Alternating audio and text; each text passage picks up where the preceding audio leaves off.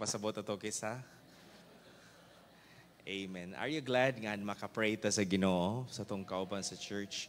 So tonight, gihangyo ti ka sa pagtindog, manindog ta. Let's open our Bibles in 2 Peter chapter 1. 2 Peter chapter 1 verses 12 to verse number 21. 2 Peter chapter 1 verse number 12 down to verse number 21. Salamat ko sa inyong presensya tonight. Nalipay ko nga naa mo. Atong i-pray church kay natay mga prospects for baptism before this year ends. Hindi nako sila gustong dali-dalion. Gusto nako nga makasabot gud sila sa kaluwasan. And nalipay kay ko last Saturday while we were initially we were talking about baptism, and giingnan gud ko, Pastor, pwede pa may mapabaptize, Pastor? Ito ninduta ana, nganon di gud pwede gud. No. Pero before mo bautismuhan, pasabton sa gyud mo namo nganong pabautismo mo. Kay kinahanglan makasabot ang tao before siya mabautismuhan. Okay? So lisod kaayo nang wa ta nakasabot unya gibautismuhan ta, dili ni for requirement for compliance ato kun dili tinunood ni ato. This is quality, no? Quality ni atong lantawon nato. Okay, 2 Peter chapter 1 verses number 12 down to verse number 21. Wherefore I will not be negligent to put you always in remembrance of these things, though you know them, and be established in the present truth. Yea, I think it meet, as long as I am in this tabernacle, to stir you up by putting you in remembrance, knowing that shortly I must put off this my tabernacle, even as our Lord Jesus Christ hath showed me. Moreover, I will endeavor that ye may be able after my decease to have these things always in remembrance. For we have not followed cunningly devised fables, when we made known unto you the power and coming of our Lord Jesus Christ, but were eyewitnesses of his majesty. For he received from God the Father honor and glory, when there came such a voice to him from the excellent glory, This is my beloved Son, in whom I am well pleased. And this is what happened in the Mount of Transfiguration. Verse number 18, and this voice which came from heaven we heard when we were with him in the holy mount. We have also a more sure word of prophecy, whereunto ye do well that ye take heed, as unto a light that shineth in a dark place, until the day dawn and the day star arise in your hearts. Knowing this first, that no prophecy of the scripture is of any private interpretation. Verse number 21, everybody read. For the prophecy came not in the old time by the will of men, but holy men of God spake as they were moved by the Holy Ghost. In our text tonight, we have seen the word remembrance as being repeated several times from verse number 12, and then verse number 13, and it tells us in verse also number 15 that we are to remember. And as we walk in our Christian life, it is important that there are things, especially the truth of the Word of God, nga atong hinumduman kanunay. Atong dawaton nga ang Kristohanon dali rang malimot. Atong dawaton nga ang Kristohanon bag ora ganitang giwalihan, malimot dayon tas pulong sa Ginoo. And that's the reason why we have the preaching of the Word of God. And I remember I have told this sa inyo many times. Usa ka adlaw si Papa nga akong giingnan ko, pang ano man gyud pang nunga nagi mga Kristohanon pang nunga gahi og ulo. Ana siya nako, Lord, kung walay gahi og ulo, wa na pud tay walihan. Sakto biya pud no? So salamat nga dunay pulong sa Ginoo. Kay dili lang ba na imong tapad ang gahi og ulo, utro pud ra ba pug ka gahi pud ra ba kag ulo? Kitang tanan mga gahi og ulo. That's why we are to remember these things. And what are the things that we are to remember? Kanang tanan mo na ang atong hisgutan this evening. Father God in heaven, nagampo ko kanimo nga ikaw magapamuhat karon sa pagwalis sa imong pulong. Dios nga gamhanan, Dios nga tag-iya sa among kinabuhi. Ikaw ang Dios nga among gisimba karong taknas kagabion. Dios nga dili makita, apan ikaw ang Dios nga nagapamuhat sa matag usa namo ka mga kinabuhi. Lord, imo ming gidala dinhi sa dako nga katuyuan nga makapaminaw mi, makapamalandong sa imuhang pulong. Dalay ko na imong ngalan, gihangin ako ang balang espiritu nga magapamuhat karon. Walihi mi sa imuhang pulong, sulti mi sa imuhang pulong. Ug nagampo mi Lord, nga ikaw maga-enlighten sa matag usa diha sa imuhang balaan nga pulong. Lord, build our lives through your word. In Jesus' name we pray. Amen and amen. You may be seated, please. Number 1, we are to walk in remembrance. And that's the title of our message, Walking with Remembrance. So there are 3 things that we are to remember. First of all, number 1, dili ta magdugay, remember the necessity of stability. In other words, it is very important to realize that Christian life needs foundation. Importante, sama sa usa ka bata, mga kaigsuunan nga, usa ka adlaw, the parents would leave behind that children, that son, that daughter. Usa ka adlaw kanang atong mga anak ato ra nang biyaan kay kwaon natta sa Ginoo. And it's important that they must be stabilized. They must have that right foundation. Train up a child in a way that he should go, and when he is old, he will not depart from it. Christian life also, on the other hand, needs foundation. And so, Peter, in our text tonight, naghisgot siya og pagpahinumdum sa kamatuoran sa ikadaghan nga mga bahin, sa ikadaghan nga mga higayon, reminding the believers over and over again for this truth that kining kamatuoran na, kabalo na ang mga Kristohanon ni inini. They already known this. We already known this truth. But then, ingon si Peter, kinahanglan ako ning ibalik-balik og pagpahinumdum diha kanimo, kay diha sa pagbalik-balik og pagmaymay, sa dihang ikita balik-balikan tag-istorya mga kaigsunan, mas mahimong lig-on og sakto nga pundasyon ang atong Kristohanong kinabuhi. Remember tonight that it is the Word of God that builds our Christian life. Dili ang kwarta mo'y makapalig-on sa tong Kristohanong kinabuhi. Dili ang atong mga achievements sa kalibutan, dili ang imuhang degree sa kalibutan. Kung nagmasteral ka, kung nagdoktoral ka, dili na mo'y basihan sa paglig-on sa atong Kristohanong kinabuhi. No other book that can build your Christian life, the Christian book, the Bible, the Word of God.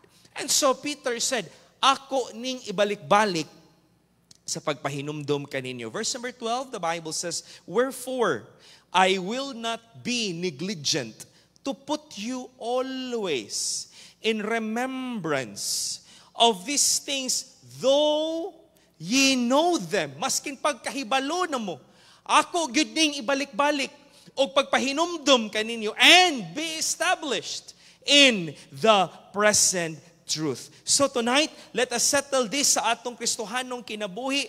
Nothing can stabilize the Christian life but the truth of the Word of God. Munang matingala ka ba, nganong magsige mangyud balik-balik ang mga wali? Nganong magsige mangyud ka pastor o balik-balik nga magbasa tag Bible? Nganong mangyud pastor nga magsige kag balik-balik nga mag-ampo kanunay, nga mangabig o kalag, nga maghatag para sa Ginoo, nga magkinabuhing balaan. Why? Because in the repetition of these truths, ingon si Peter, dirita malig-on sa tong Kristohanong kinabuhi. Ang pagbalik-balik sa kamatuoran. That's why do not say tonight, balik-balik naman sa ng wali ni Pastor John. Oy, kabalo ka anong balik-balik ang wali? Kay masking pagsigi na ning balik-balik, hangtod karon wa pagyapon ka nagampo. Maski pag magbalik-balik, tagwalig basag Biblia, daghan sa mga Kristohanon, wa gyud basa-basag Biblia. That is why i-allow sa Ginoo nga ang pulong niya ibalik-balik og pagpahinumdum sa tao, mga kaigsunan, over and over and over and over and over again. Mga kaigsunan, hangtod bubalik si Kristo, dili mahuman ang pagpahinumdum kanato. Why? We easily forget. And there is nothing that can build our Christian life than the repetition of the truth of the Word of God. Musugot kag sa madili, ang Kristohanon supakiro.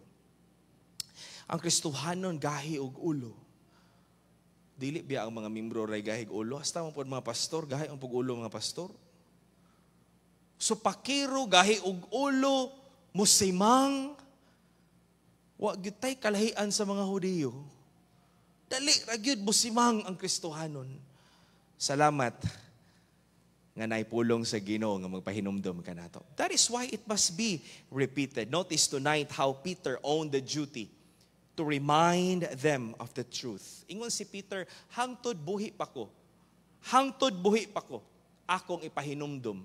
I will not be negligent in making remembrance of these things diha kaninyo. Hangtod nga naa pa ko aning akong tabernakulo. Verse number 13, Peter speaks about his or my tabernacle. And that is referring to his body, ang iyang lawas. Ingon si Peter, ingon siya, hangtod buhi pa ko, ako ning buhaton pagpahinumdum diha kaninyo. Verse 13, I think it meet as long as I am in this my tabernacle to stir you up by putting you in remembrance. Hangtod buhi pa ko, ako tamong pahinumduman. And then Peter said in verse number 15, he realized that ang kinabuhi sa usa ka pastor, ang kinabuhi sa usa ka alagad sa Ginoo, mubo ra gyud kaayo. I only have a short window of opportunity to preach to the church, to preach to the men and the women, to teach and disciple the people in the church.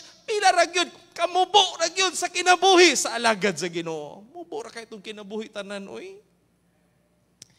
Mobitaw na akong giingon sa inyo nga kung si Pastor Nunoy namatay og 64 years old, ako nang gikwinta-kwinta daan pila na ang nabili nako nga tuig.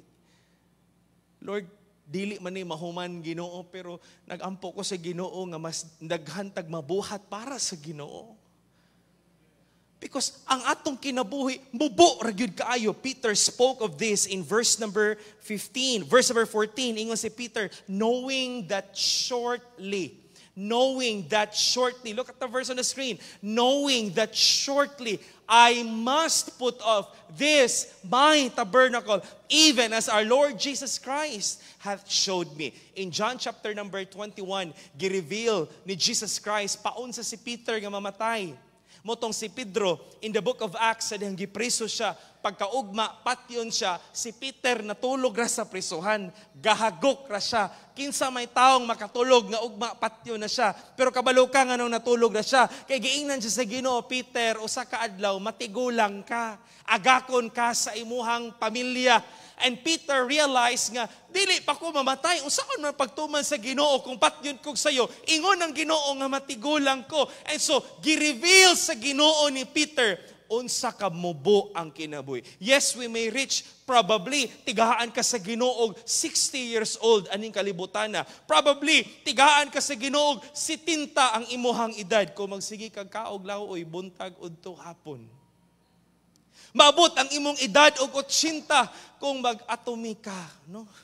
Maabot og 90 ang imong edad kung mag-inom kag Redux sa ginainom sa kong mama. Puro na lang Redux. Sakit ang ulo, Redux. Grabe. Tanan Redux. Ako ning i-send out ako mama. Ang ngalan sa simbahan, Redux Bible Baptist Church.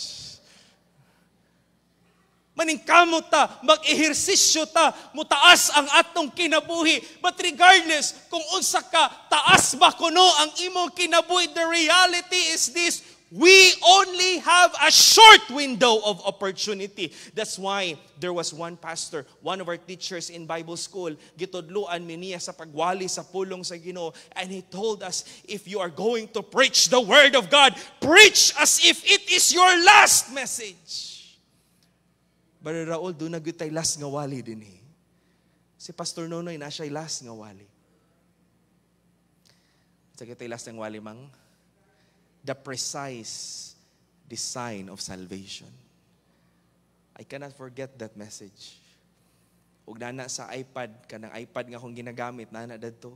Wala ko nag-i-erase tanan, remembrance na ko sa kong amahan. Na ay last nga message. Ako nahuna ba, walang tuon ko, unsa ka kong last nga message, no? May tag makaabot, di ko mabackslide ba, pag abot sa unahan ba, blessing kay na, uy. Dili biya tanang pastor nakatapos dito sa unahan, kana bang wa nahulog sa tulay ba? Yampo itong ko niyo, di ko mahulog sa tulay, ayuhon tanang tulay, para way mahulog, no? Kaya yung uban, wa nahulog sa tulay, nagpuyo na sa tulay. Kanang mo'y hadlok ayo, kanang nagpuyo na sa tulay. Dili tanan blessing kay ako na bless ko sa kinabuhi. Even ni Dr. Army Gisalvo, can you imagine 90 years old nagpadayon sa pagpangalagad sa Ginoo. Talagsaon ra na mga kaigsunan. One of the notable known pastor passed away just this week, Pastor Terry Dueñas. Usa ka ilado nga pastor, usa ka pastor nga dakog buluhaton dito sa Kabadbaran. Gikuha na sa Ginoo at the age of 76, 77 years old. Can you imagine? Mubo ra kaayo ang kinabuhi. That's why Peter said, kay kahibalo ko nga mubo ang akong kinabuhi, akong itudlo ang kamatuoran, akong iwali ang kamatuoran, tungod kay trabaho nako, isip alagad sa Ginoo. It is my duty. Bahalag mo ingon mo, balik-balik, I will not be negligent. Why? Because there is no other way para malig-on ang atong Kristohanong kinabuhi, ang pulong sa Ginoo. Stability. The only answer to that is the Word of God. Muna nga mga kaigsunan, nga naay burden si Peter. Doon na siya'y concern, doon na siya'y desire. And the same thing akong i-share sa inyo ha. Gusto na ko nga itong mga young people, they will be established in their faith towards God. Nga nag-agad ang inyong pagtuo ni Pastor June or ni Pastor Nunoy, nga maskig mga wala na mi aning kalibutan na, nagpadayon ka sa pagpangalagad sa Ginoo. Kay kung pagkawala sa pastor, nawala po ka ang imong pagtuwa sa Ginoo, naa ang imong kinabuhi sa pastor, sa tao. Lisod kay noon, ay mga membro, mga matay ang pastor, dili na kuha na ning kuha na, dito ko ni pastor katong namatay, o sige, dito mo sa minteryo pagsimba. Gusto siya imong gusto sa minteryo mo, lakaw pag-opering mo dito. Mawala man gyud ang pastor, mahanaw ra man gyud ang atong kinabuhi, pero importante nga malig-on ta sa pagpangalagad sa Ginoo.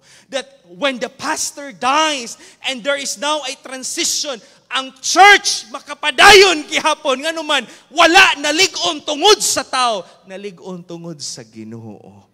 Diha sa Ginoo. In a similar way, life is too short. So we must preach the truth, preach the Word of God. Muna magtudlo ang Sunday school teacher, alas 9 pa lang daan, muanhin ang Sunday school teacher, mag-andam, magwali, magtudlo sa pulong sa Ginoo. Brother Raul, pila na kaka-years nagtudlo, Brother Raul? 4 years. Can you imagine? Upat katuig nga nagtudlo sa Sunday School. Ako, nagsugod ko wali. 4th year high school ko. Gasugod na ko wali. Dito pag yun sa ubos. Hala, wali. Usay, imbitaron ta dito. Usay, imbitaron ko sa pigkarangan. Aning abot na ko dito. Mana sa pastor, ikaw na po'y muwali ron siya. Wa mo na sumahan nga sigpaminaw na ko, nga magwali ko. So pastor, wa mi na sumahan pastor. Wali pastor ha. Mga kaigsunan, ang pagwali, balik tungod kay diha sa pagbalik-balik malig-on ang atong Kristohanong kinabuhi. 2 Timothy chapter 4 verses 1 to 6. And this is a warning to all of us. Why is it that the pastor must preach the word of God? Kay moabot ang panahon, and I believe naabot na, nga ang mga tao di naganahan maminaw sa pulong sa Dios. I charge thee therefore before God and the Lord Jesus Christ, who shall judge the quick and the dead at his appearing and his kingdom. Verse number 2, preach the word. Be instant in season, out of season. Rebuke, reprove, rebuke.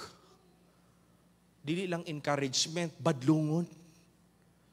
Munang usay ni magwali ang pastor, sakit usahay. Kay sakit man ang kamatuoran. Pero sa dihang badlungon ta, makamatata. Di man day ni sakto akong gibuhat. Exhort with all long suffering and doctrine, for the time will come when they will not endure sound doctrine, but after their own lust shall they heap to themselves teachers having itching ears. Di na sila ganan maminaw kay pamati nila, dili na sila angayan walihan. Dili na angayan sila tudluan. In other words, moabot daw ang panahon nga ang mga tao dili na teachable ang ilahang kasing-kasing. And they shall turn away their ears from the truth and shall be turned unto fables. But watch thou in all things, endure afflictions, do the work of an evangelist, make full proof of thy ministry. For I am now ready to be offered, and the time of my departure is at hand. Timothy was instructed and encouraged by Paul to preach the word. Kay una, moabot ang panahon nga mga tao di maminaw sa pulong sa Ginoo.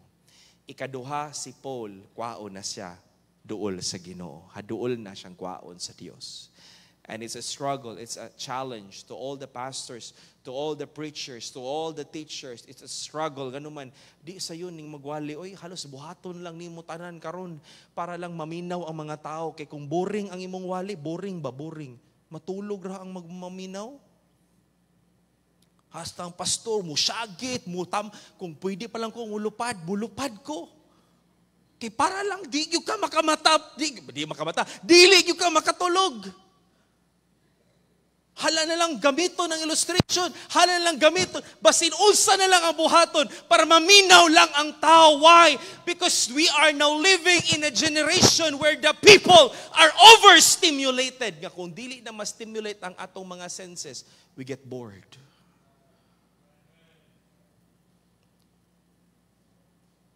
And they would think that they know everything. They would think that they are already teachers, but they don't know anything. Number one, remember the necessity of stability. Number two, remember the credibility of the scroll. The scroll is referring to the letter of Apostle Peter. Kani si Pedro, though he was just a fisherman, he reminded them, as a writer of this epistle, he reminded them that he knows what he was writing. He knows what he was writing. He knows the truth about the Lord Jesus Christ. Kung unsa ang iyang gisulat bahin ni Kristo, kay ang iyang gisulat bahin ni Kristo, it is not a myth. It is not a fable. According to his letter, ingon siya in verse 16, we have not followed cunningly devised fables when we made known unto you the power and the coming of our Lord Jesus Christ. But we were eyewitnesses. And this is referring to the credibility. Ingon si Peter, wa ko nagsulat ani, kay wa ko kabaloon sa kong gisulat. Wa ko nagsulat ninyo bahin ani, dili kay nakadungog ko. Nagsulat ko ninyo ani, bahin ni Kristo, kay nakakita ko mismo sa akong mga mata, kinsa si Ginoong Hesukristo. We were eyewitnesses of His majesty. I was there. I did not just hear the story, but I was one of the witnesses. He was there. Peter was there with Christ. Peter was with the Lord Jesus Christ. Every time nga mag-minister si Jesus Christ, kuyog niya si Pedro. And there was one instance that captivated the minds and the hearts of the three apostles nga gidala ni Jesus Christ dito sa Mount Transfiguration, where Jesus Christ was transformed from a human person into a divine being. And mo na nahitabo dito sa bungtod, tuluras lang gidala Peter, James, and John. Gidala sila dito sa Mount of Transfiguration o dito sa bungtod, mga kaigsunan, nakita nila ang himaya sa Ginoo. Laliman ka, pagkakita nila sa himaya sa Ginoo, si Kristo puti kay sa katanan. Walay kolor sa kaputi aning kalibutan nga ikumpara sa kaputi ni Ginoong Hesukristo. And then there was a cloud that overshadowed them, and they've heard the voice of God the Father. This is my beloved Son, in whom I am well pleased. Ingon si Peter, naami dito, nakadungog yun mi, munang ang mga tao nga dili mo tuon ni Kristo, pagkaalaot sa imong kinabuhi, kung dili ka mo to sa gisulat ni Peter about who Christ is. Because when I wrote this epistle, I was there with the Lord Jesus Christ. Nga si Kristo, He is indeed the Son of God.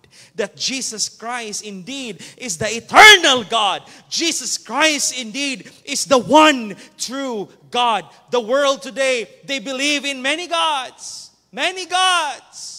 We have heard in Nepal, ang Diyos-Diyos, tanan nilang kabtangan, pwede nilang mahimong Diyos-Diyos. Ang ilang motor, ang ilang NMAX, pwede himong Diyos-Diyos. Ang ilang mga cellphone, ang rice cooker, himuon nilang Diyos-Diyos. Ang ilang plansa, himuon nilang Diyos-Diyos. Tanan nga pwedeng mahuna-hunaan sa ilang utok nila, nga pwede nilang simbahon, ilahang simbahon. This world believes in many Greek gods and Roman gods and the Norse mythology gods, but Jesus Christ was revealed from heaven to reveal to us kinsa ang tinuod nga Dios through the Lord Jesus Christ. Verse 16 ingon ng Bible. For we have not followed cunningly devised fables when we made known unto you the power and the coming of our Lord Jesus Christ. But were eyewitnesses of His majesty. Verse 17, Peter said, for He received from God the Father honor and glory when there came such a voice to Him from the excellent glory. This is my beloved Son, in whom I am well pleased. And this voice which came from heaven, we heard when we were with Him in the Holy Mount. Many Christians or many people would criticize the reliability and the infallibility of the Word of God. Muana ang mga tao, ay kana, sinulat raman ng tao. Dili mo mutuo sa gisulat sa mga Muslim, di mo mutuo sa Quran, di mo musuo sa mga sinulat aning mga sikat ng mga tao, pero mutuo mo Bible ka ng Bible, that is just the religion, the religious book of the Jews. Jesus Christ is just the God of the Jews.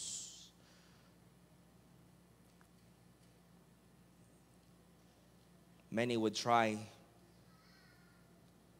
to criticize the truthfulness of the Word of God.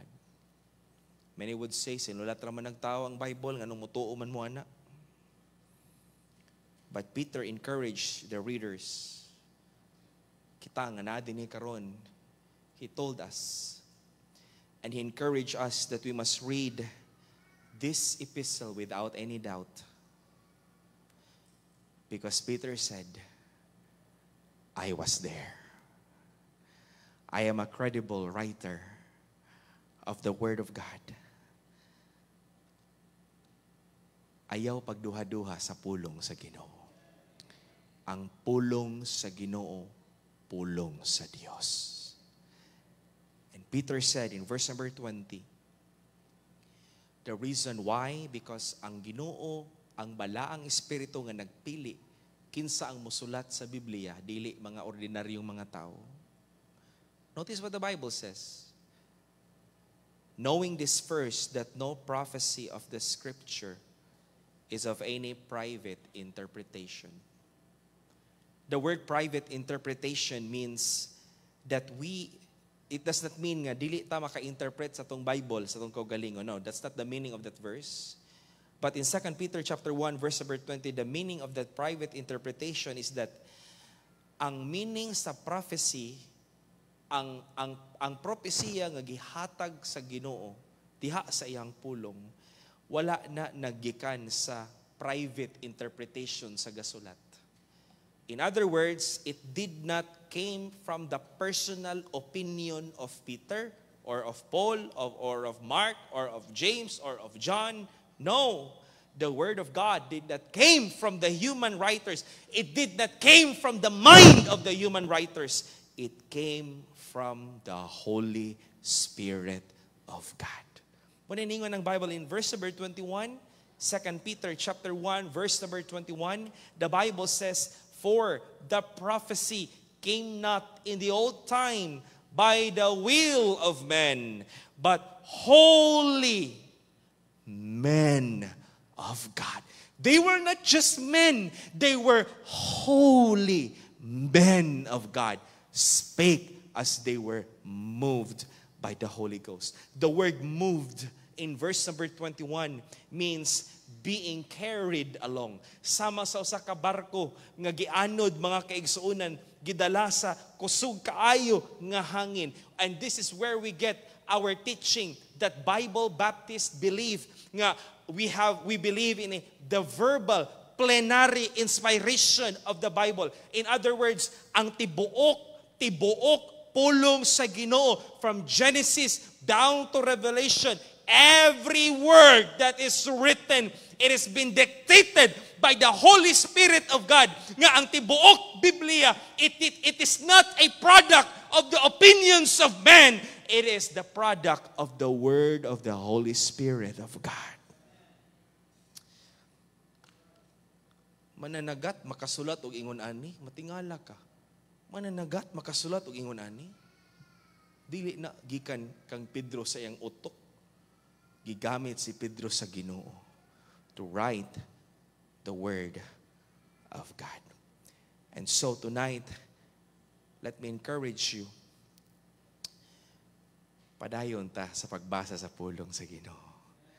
Padayon ta sa pagpaminaw sa pulong sa Ginoo. Padayon ta sa pagpaminaw sa wali. Padayon sa pagpaminaw sa Sunday school.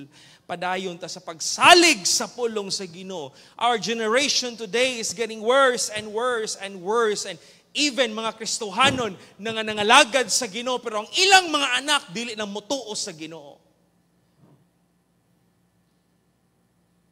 Don't get tired of preaching and listening to the preachings. Don't get tired of reading your Bible over and over again. Kay ang pulong sa Ginoo gikan sa balaang espiritu sa Dios. And the Holy Spirit of God used Peter as one of credible writers of the Word of God. Lisod pod og ang kanding may pasulato nato. Kanang Bible sinulat ra man ang tao. Ano mo to mo nga ang Bible sinulat mo to mo Bible sinulat ra man ang tao. Ang kanding mo gamito sa Ginoong mosulat. Kasabot day mo sa sunatan sa kanding. Ang Bible para sa tao, ang gigamit sa Ginoo para sa tao.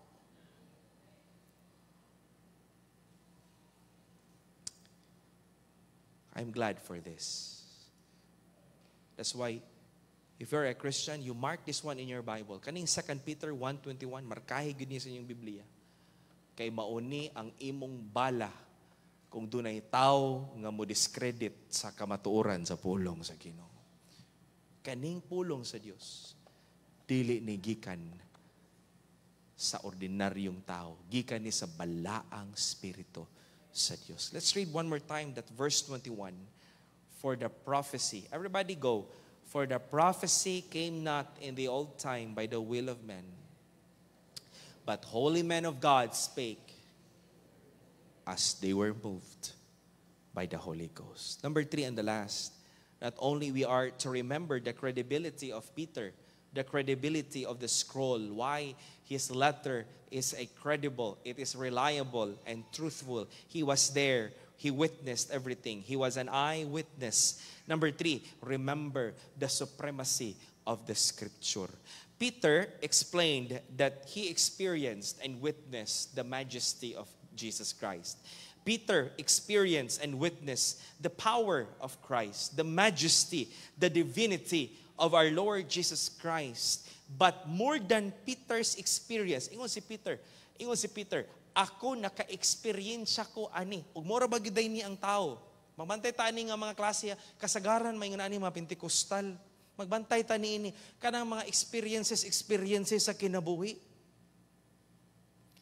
Nami classmate ni Brother Jofer nga giunsa man nimo pagkaluwas siya naagyo kay nakit-an katong nagtingala jud ko nga pagkuan ko pag-pray niya nako ba ningit-git timurag na ako nakitaan nga naay sa to kandila no nga naay kandila ko ha wag ko kasulay lagi ana lagi man nabati jud nako nga murag naagid ang Ginoo karon ning balik na pugubog og sigarilyo pas nang paitaw Magbantay ta ng mga experiences nga ako nakakita jud ko, grabe gyud ang Ginoo gyud, murag gyud siya kaning halog gyud sa nako din. Nabati gyud ako ning tindog gyud akong balibon. Lahi na basin dili na ang Ginoo. Basin wa ko kay kaligo guro. Magbantay ta ng mga experience sa kinabuhi. Mura ba na'y gamiton sa mga mini nga mga magtutudlo? Nag-ingon ng Ginoo nako pinaagi sa akong damgo nga mobalik siya September 23 tuig 2025. Those experiences, kabalo ba ka nga na'y mas greater ana? Ningon si Peter, I've witnessed the power and the majesty of our Lord Jesus Christ. But there is a more greater than what I've experienced. The truth of the Word of God. Ingon si Peter in verse number 19, we have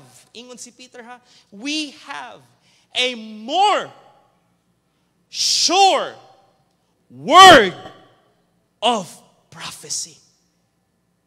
Peter was referring to the Word of God. Ningon si Peter, nakasinati ko, pero dili kinahanglan nga makasinati pa mo para mutuo mo sa tinuod nga Dios. Basaha ang pulong sa Ginoo. Ang pulong sa Ginoo mas labaw pa sa experience sa kinabuhi. You do not need to experience. Mabuta pa ka, baka dungog unsa gunda oy. Ako kasulay na may inana, kasulay mo inana, mga kandila-kandila. Naningit-ngit imong pananaw, basin ka nagikabuhi lang ka ba, no? Basin gikabuhi lang bitaw ka, basin mga Pentecostal mahilig kay sila ingon ana. Pero ang pinaka-importante ang pulong sa Dios. In other words tonight, more than Peter's experience being an eyewitness of the majesty and the glory of God, mas labaw pa ni ana ang pulong sa Ginoo. God's word is supreme. God's word is preeminent. You just simply need to read your Bible. Trust in the word of God. Dili na kinahanglan nga makakita pagkag fishport nga matunga para mutuo ka nga nay, Lord, pakit ako Ginoo sama sa Red Sea nga imong gibuak. Kaning fishport, Lord, buak kani padulong sa San Pablo. Naunsa gud ang ampo agod para mutuo ko nga dili na kinahanglan. Lord, gamita kung gipakaon nimo si Elijah og uwak. Lord, magtagad ko diri sa payag. Padal-i kog uwak. Di na kinahanglan. Tuo na lang ka og salig sa pulong sa Ginoo. Read your Bible. Trust in the Word of God because the Word of God is greater than all the supernatural experiences of man, as the prophets prophesy the coming of the Lord Jesus Christ through the Word of God. And all these things were fulfilled. Then, the Bible tells us, mga kaigsunan, nga igo na ang pulong sa Ginoo, nga tuhuan nimo, nga naay tinuod nga Dios. Igo na lang nimo tuhuan, nga dunay tinuod nga Kristo, nga ning-ani sa kalibutan, to exist, to believe in the existence of Christ, and to trust in the saving power of our Lord Jesus Christ, and to serve Him as your Lord and Master. We have a more sure word of prophecy. I already told you this many times. Tinuod gyud ani nga nahitabo. Abi na ko story ra ni. Tinuod gyud ni, Brother July, tinuod gyud ni. Nga dunay taga-Bohol nga ning adtog Bible school sa Katipunan. O gi-interview siya ni Dr. Gisalba, nganong naman kag Bible school, brad? Kami, interview na mi dito, nag-eskwela ng Bible school. Si Kyle, gi-interview siya ng doktor, ni Pastor Ken. Din siya, nganong naman ka dinhi, taga-Bohol ha? Siya, Dok, ako magong nakita, Dok, sa dihang nagtugway ko sa Carabao, Dok. Nganing, purma gyud ang panganod, og PC. Og Dok, ning ingon jud ko, sign na gyud ni ang pasabot sa PC, preach Christ. So gibiyaan niya ang Carabao ato siya sa Bible school. Pagdagag pila ka bulan, duwa ka gwanta ning uli. O gipangutana siya, di ba naingon ka nga, preach Christ, nga ningundang man ka. So dili dito preach Christ, plant kamote, di ang pasabot ato. Nadaghan kay tinuhuan ang mga tao. Mga kaigsunan, saligi ang pulong sa Ginoo.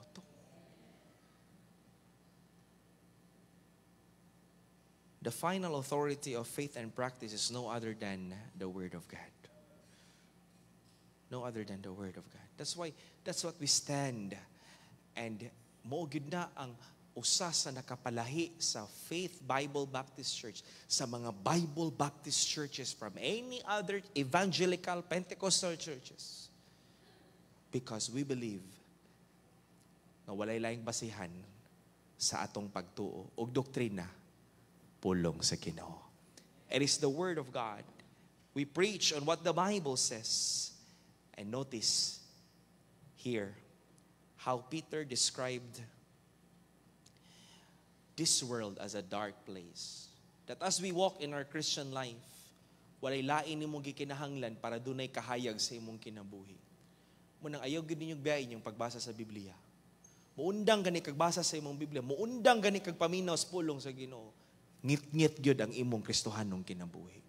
The Bible says in verse number 19, look at your Bible. Ingon ang Bible, look at how important is the Word of God sa atong kinabuhi. Verse number 19, we have also a more sure word of prophecy, whereunto ye do well that ye take heed. If you take heed to the Word of God, you are doing well. Ingon si Peter, as unto a light that shineth in a dark place. What is that dark place? That's the world that we are in tonight. Ang kalibutan, mga kaigsunan, ngit-ngit kayo. Look at the world today. Tanawa ang Pilipinas karon. Tanawa ang mga panglakaw sa panggobyerno. Tanawa ang mga panghitabo karon sa kalibutan. Tanawa karon ang practices sa kalibutan karon. Tanawa ang values sa kalibutan karon. Di nabunalan ang anak. Ang sagot rin, di nabunalan ng anak.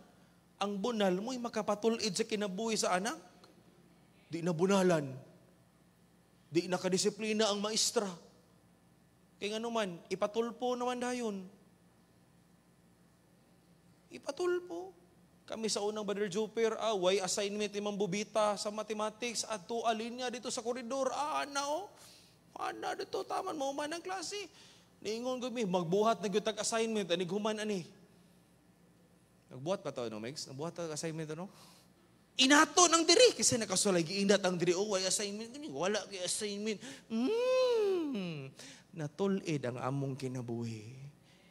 Karon, anig abot sa maestra, ang mga estudyante, sa una kami, anig abot sa maestra, huy, nanasimam, huy, papuyo na mo, butang na ng kuha, nanasimam. Karon, morning, apat na sa baas, gay maminaw. There is now a lack of discipline. Wala na'y kahadlok sa ginikanan. Wala na'y kahadlok sa ilahang mga maestra. Wala na'y kahadlok sa otoridad ang mga tao. Mga kaigsunan, this world is dark. The practices of this world. Can you imagine how in the world can marriage take place between two same sex? Di man gyud na mawa. May paman ingon si Pacquiao, may pa ang iro, kabalo siya mangita, kabay pang iro nga laki, kabalo siya ngayong pangitahon, iro nga babae. Pero ang tao, nga gibuhat sa Ginoo, ingon ang science, kita daw ang pinakataas sa tanang mga hayop, nga gibuhat sa Ginoo. Hayop daw ta? Liman ka ng hayop ta? Pero ang tao nga pinakalabaw sa gibuhat sa Ginoo, way kayo kaalam.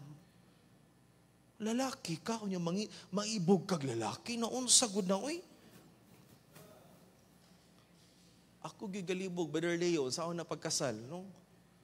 Ikaw lalaki, imo bang dawaton ning lalaki nga mahimo nimong kapikas sa kinabuhi?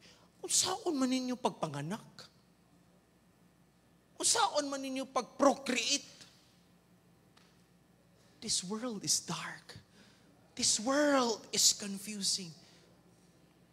I don't want to be to incline into politics, but in my observation, para nako lang niya, akong nasabtan sa panggobyerno sa Pilipinas. Can you imagine, si Zaldico nga gipangita sa gobyerno, kuno gipangita sa gobyerno, pero wa pangita, pero karon nga ning istorya na sa tinod, gipangita na. Ang key person nga gikinahanglan sa budget sa tibuok Pilipinas nga dili lang to 1,500 pesos, billion to. I don't understand this world. I don't understand how a public official would take the money of the people, from the taxes of the businessman, from the taxes of the working professionals. Imong kwaon. Pero tagyong lisura. Pero ang tao, ngit-ngit kaayo ang kalibutan. Saan man po, ting eleksyon, mulin niya man po gugagod. Linya po ka. Buntag ko, alas 4 pas kadlawon. Bahalag na kuyapan. Kuyapan, kiway paniod to. Day, dalagyo ko sa linya, day. Kay mo baking pa ko, day. Linya po ka dito. Kurap yun ang tao. Ngit-ngit kay ang kalibutan. Basta kwarta na ganing isgutan ay mabalik yun ang prinsipyo sa tao. Mawala gyud ang kamatuoran. Mawala gyud unsay insakto ug unsay dili. This world is dark. This world is confusing. Ug walay lain nga makahatag nato kahayag pulong ra gyud sa Ginoo. That's why ningon si Peter in verse number 19. Pareho ko operator please. 2 Peter chapter 1 verse 19. The Bible says, whereunto ye do well that ye take heed, as unto a light that shineth in a dark place. And that's referring to the Word of God. Until the day dawn. The word or the phrase day dawn is referring to the coming of the Lord Jesus Christ. And the day star, who is the day star? Jesus Christ, who is referring to the morning star. Listen to me. Gusto ba ka nga maglakaw ka sa saktong dalan hantod nga mobalik si Kristo? Dili ba garantiya nga karon naglakaw pa ka, ugma maglakaw pa ka? Di ba na garantiya? Your faithfulness today is not a guarantee that you will be faithful tomorrow. Dili. Daghan kong nakita. Even ako, I cannot guarantee that I will be a faithful pastor today and I will be a faithful pastor tomorrow. There is no guarantee. But if you want to stay in the light, pabilin sa pulong sa Ginoo. Tungod kay kabalo kang hangtod mo balik si Kristo, walay laing kahayag sa dalan. Aning ngit-ngit nga kalibutan, thy word is a lamp unto my feet and a light unto my path. Salamat ta nga pinaagi sa Biblia gitaro nga atong kinabuhi. Dini sa Biblia gitudluan ta unsaon pagsinanina og insakto. Amen. Gitudluan ta sa pagsanina og insakto. Maglibog ka sa mga babae, magmubo-mubo unya aniglantawon masuko. Kayong piktang naungoy. Magsuot-suot og mubo niya. Magsuot-suot og mga mubo unya dili man day gustong lantawon. Salamat nga gitudluan ta. Tudluan ta nga ang bisyo makadaot sa kinabuhi sa tao. Gitudluan ta unsaon nga mapanalanginan ang katong kinabuhi. Listen to me. Love the Bible. Love the Word of God. Moni ang imuhang lampara aningit-ngit nga kalibutan. Amen. Pagkanindot, dunay kahayag. Sa diyang nahumaning suga gahapon, I will tell you this. Dugay kay ko galingkod-lingkod tini ko ninduta kita naong sa suga oy. Anak ko murag mas hamis pang dingding sa naong sa kong asawa. Grabing dingding kahamis gyud. Kung grabihan naman pagtrabaho ng dingdinga oy. Grabe gyud. Nindot kaayo ang balay nga naisuga. Nindot kaayo tanahon. Mga kaigsunan, way laing suga ang pulong sa Ginoo. As I close my message, Indians have this practice. Mga Indiano na sila yung naaning nga practices. Nga ang usa ka bata, ilang dalon nila sa pinakaibabaw sa ilahang atop sa ilang balay. Og didto mga kaigsunan, 30 feet tall building. Dalon nila ang bata, ibutang nila sa ilang kamot. And then ang bata, pag abot na tumoy, ihulog nila ang bata. Paghulog sa bata, na yung mga nag-atang dito sa ilawom, sa ubos, nagdalaog, panapton. Kay salon nila ang bata. Pak. Pag untol sa bata, pakpak ang mga tao. Pakpak din ng mga tao. Because the Indians believed nga kung ang bata mahulog nimo gikan sa atop, they believe nga ang paghulog sa bata gikan sa ibabaw, it removes fear sa iyang kasing-kasing. And the child will have a wonderful future. Sugdi na ninyo unya, ha, mga tigo. Sugdi ninyo diya, habog-habog man gamay. Mga kaigsunan, ang ugma nato, ang kahayag sa tong ugma, nakasalalay sa pagsunod nato sa pulong sa Ginoo. You do not need nga moambak pa ka din, ha. Ayaw gyud, Ate Grace, ayaw gyud ang ambak, di ka na mo masalo, pero tig yung lisura gyud. Titig yung lisura. Brother Joffer, ayaw na. Ayaw na. Sunda ang pulong sa Ginoo. Amen? Peter said, remember the supremacy of the Word of God. Dungo sa ulo piyong sa mga mata. Heavenly Father, Lord, we want us to be recipients of your blessing. We want our lives